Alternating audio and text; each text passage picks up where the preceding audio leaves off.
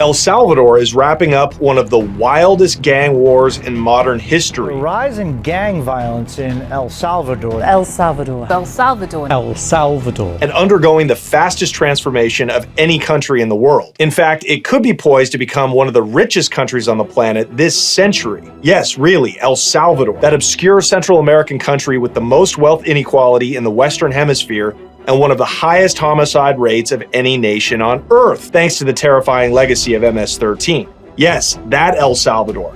Let me show you how. And as always, if you like these videos, please leave us a like and a comment and subscribe to the channel. It really, really helps us out, and we do appreciate it. All right, let's get into it. There is something wildly exciting going on in El Salvador right now, and it's all being driven by the tough-on-crime policies of President Nayib Bukele and Bitcoin, if you can believe it. But before we get into that, let's look at the history of El Salvador and its tradition of extreme gang violence up to the present day. And when I say gang violence, I'm referring, of course, to MS-13. The Mara Salva Trucha, or MS-13, is perhaps the most notorious street gang in the Western Hemisphere. Its origins are in the poor refugee communities of Los Angeles in the 1980s, but the gang reach now spans from Central America to Europe. MS-13 is a predatory organization, meaning they survive mostly by extortion, but the gang's resilience and longevity owes to its strong social bonds, which are created and then strengthened via acts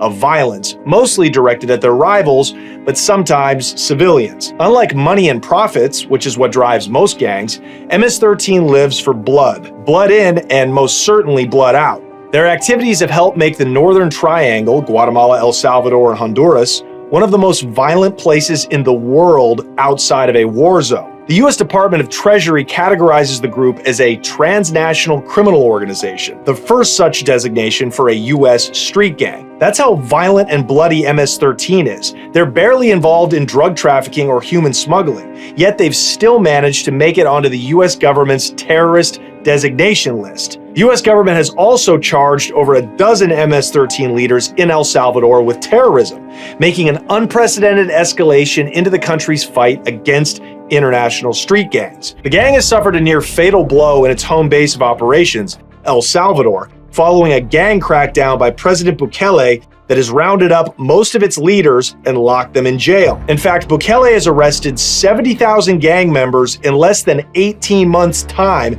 and thrown many of them in El Salvador's brand new SuperMax prison, known as the Terrorism Confinement Center. But what now? What changed in El Salvador after generations of violence to cause this zero-tolerance crime crackdown? First, let's look at the history of Mara Salva Trucha. As crazy as it seems, MS-13 was not founded in El Salvador or any other Latin American country.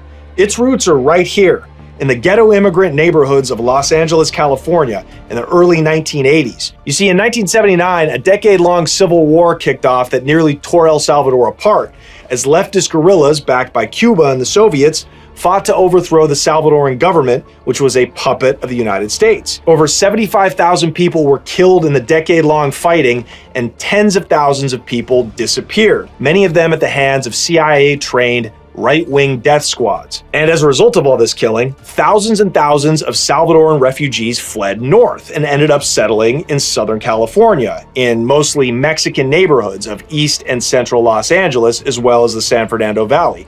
Neighborhoods like Koreatown, MacArthur Park, and Boyle Heights. Now, at the time, these barrios were controlled by Mexican gangs who were known to brutalize, harass, and extort these new Salvadoran refugees. So in response, these war-hardened immigrants began to organize themselves into competing groups, the strongest of which was called the Mara Salva Trucha Stoners, or MSS. The origins of the name are still disputed, but Mara is a Central American term for gang. Salva refers to El Salvador, and Trucha is a slang term for clever or sharp. These Salvatruchan stoners were located mostly in the Pico Union neighborhood of Los Angeles and spent most of their time listening to heavy metal music, drinking, and getting high. They looked nothing like what you would think of when you picture MS-13 today, with shaved heads and face tattoos. In the early years, they were long-haired punk rockers, and over time, as the gang evolved, they shed their original stoner name and image, and the MSS became just MS. And as the gang started to grow and expand its criminal activities in the early 1990s, they began to get locked up, and their first stop was the LA County Jail. Inside LA County and the California prison system at large, the MS was forced to bow down to their master, the Mexican Mafia, or La M for short. The Mexican Mafia are the most dominant Latino gang in American prisons. Their power base begins inside of jails and prisons and extends to the street, not the other way around. Not only did Mara Salva Trucha become an ultra-violent gang as a way to protect themselves from the dominance of La M, they actually began working for them, both on the streets and in jail. The MS became hitmen for the Mexican Mafia and paid them regular quotas from their criminal proceeds. It also added the number 13, the position M occupies in the alphabet, to their name. Thus, the MS became MS-13. And then they began to spread, first to other cities in the Southwest and eventually all over the country. By the mid-1990s, inner-city gang violence driven by MS-13 became such a problem that the US government began to deport them en masse. This enhanced deportation policy vastly increased the number of gang members being sent home to El Salvador, Honduras, and Guatemala, and elsewhere. According to one estimate, 20,000 criminals returned to Central America between 2000 and 2004. The trend continued over time. U.S. immigration authorities removed nearly 6,000 suspected gang members in 2018 alone. Around 1,300 of them were from MS-13. And what do you think these convicts did when they were dropped off in the country of their birth? No chance for employment or integration. Many of them grew up in LA and barely knew Spanish. They took over El Salvador, and for the next 20 years unleashed more terror and bloodshed than in any other nation not at war. So much so that in the mid-2010s, during the wave of immigrant caravans marching north towards the US border, almost everyone coming from El Salvador was fleeing the violence of MS-13. Think about that. The wars of the 1980s, which were backed by the United States, caused a wave of migration to the US, which gave rise to gangs like MS-13, who were then deported back to Central America and are now causing a wave of migration to the US. It's all coming back full circle. Now, for the most part, MS-13 is not a very sophisticated organization. They don't manipulate or corrupt the government through raw economic power. They don't have that much money anyways. They aren't high-level drug traffickers. At best, they protect cocaine loads on behalf of Colombian and Mexican traffickers as they pass through El Salvador on their way to the US. No, these guys are just thugs, plain and simple. The majority of their revenue comes from extortion, from impoverished street vendors selling pupusas to local bus companies, and of course, street-level drug dealers. Everyone pays MS-13. The penalty for not paying is, of course, death. Mara Salva Trucha has never been above murdering civilians. In the mid-2000s, the prisons in El Salvador and the rest of the Central American countries began exploding with gang members, and MS-13 quickly organized and took control of lucrative prison rackets while at the same time directing criminal activity on the street, just like the Mexican Mafia in the United States. By 2016, top leadership for MS-13 for all of Central America was tucked safely away in El Salvador's corrupt and chaotic prisons, where they recruited new members and conducted murder and extortion at will. Amidst record levels of violence, the El Salvadoran government launched a series of so-called extraordinary measures to aggressively crack down on MS-13 and the country's other gangs. And so MS-13 soon found itself locked into what was basically a low-intensity war with government security forces. The gang has also had to deal with the emergence of anti-gang death squads composed largely of members of the military and the police. So there was a ton of extrajudicial killings by vigilante groups and mercenaries in the streets of San Salvador around this time period, just like during the Civil War of the 1980s. But then something happened. In 2019, Nayib Bukele, a young entrepreneur turned politician, was elected as President of El Salvador. He ran on a platform of eliminating gang violence from the country. In just a few years, he reduced the homicide rate from 107 murders per 100,000 people down to 38 per 100,000. Plus, he significantly decreased the number of migrants leaving El Salvador for the US. How did he do it? Well, at first it was a number of things. Obviously, cracking down on crime in the cities and barrios controlled by MS-13 and their rival, Barrio 18, but also by launching government economic initiatives to provide employment for youth who would otherwise fall victim to gang recruitment.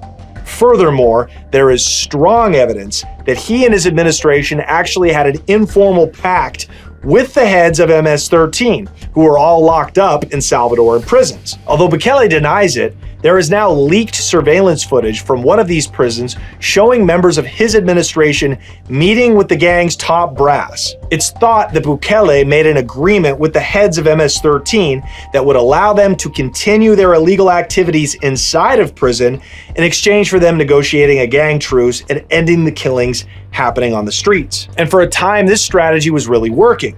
But then the pandemic hit and things began to backslide again. In March of 22, apparently with the intent to send a message to Bukele's government, MS-13 and Barrio 18 went on a killing spree. In the 72 hours between March 24th and March 27th, over 87 people were murdered in the barrios and slums of San Salvador, more than any time during the country's civil war 30 years earlier. The gangs appeared to kill people indiscriminately, including vendors and market goers. Local press even reported the gang members may have been instructed to leave bodies in plain sight. One corpse was found visibly dumped on the side of a road. So this was the gang's strategy to force Bukele's hand, but they didn't see what was coming. Bukele took the gloves off. He enacted what became known as the state of exception, which is essentially martial law that suspended constitutional rights and allowed for the government to arrest and hold suspected gang members indefinitely. And it worked. The speed and scale of the crackdown appears to have taken MS-13 by surprise. Unlike previous crackdowns, the gang failed to mount a coordinated response. Instead, a sizable chunk of its membership wound up in jail, was forced into hiding, or fled the country.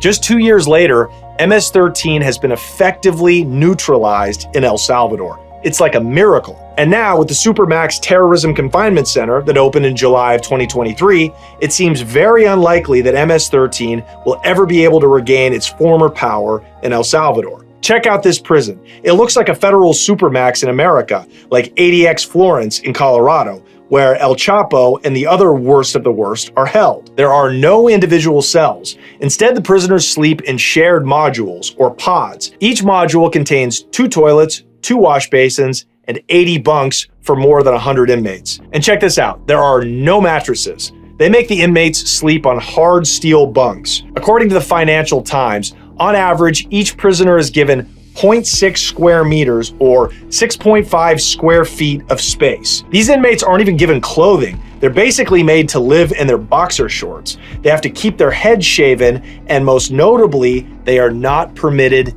visitors. The prison is secured by 1,000 guards, 600 soldiers, and 250 police officers. There are 40 inmates per guard. That's a lower ratio than prisons in the United States. Its 19 guard towers, 7 on the perimeter and 12 on the interior, are staffed by 7 soldiers each.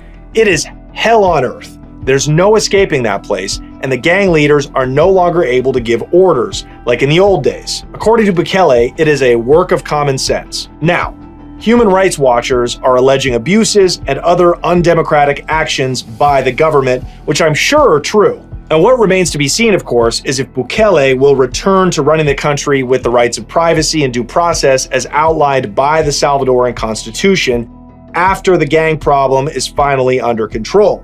But for now, the people are loving it. In January of this year, he got re-elected by 84% of the vote. And he's now building a similar prison for white-collar criminals, which he's calling the Corruption Confinement Center. And the rest of Latin America is following in his footsteps. Politicians in countries like Chile, Colombia, Costa Rica, Guatemala, Honduras, Ecuador, and Peru have all implemented or have called for the implementation of security policies similar to those implemented by Bukele. He's setting the trend in Latin America. Sandra Torres, who's a politician in Guatemala, stated she would build 2 mega prisons to end the scourge of homicides, murders, and extortions in our country. So as you can see, the fun is coming to an end for gang leaders in this part of the world, who are now serving time as they would if they were locked up in the United States. Despite these harsh tactics, Bukele is modernizing this once backward and impoverished country at a rapid clip. And that's what brings me to Bitcoin. In 2021,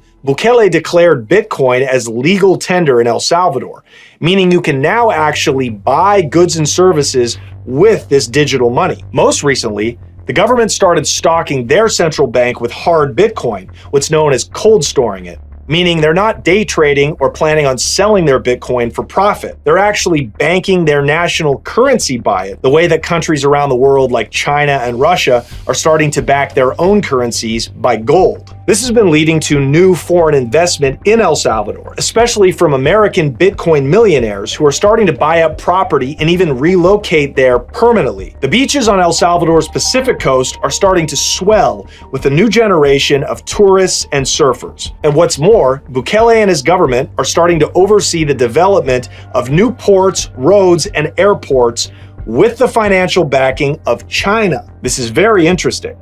Bukele's dream, according to his speeches, is to turn El Salvador into a thriving hub of the Americas. And indeed he could, especially if the price of Bitcoin continues to go up and the fiat money, like the American dollar, continues to lose its value. By the end of this century, El Salvador could really look like Dubai or Monaco. And it all started with the war on MS-13, whose reign of terror is finally coming to an end in El Salvador and the rest of Latin America. All right, you guys, that's all for today. Thank you so much for watching the video. Like, subscribe, leave a comment. We will see you next week. Take care.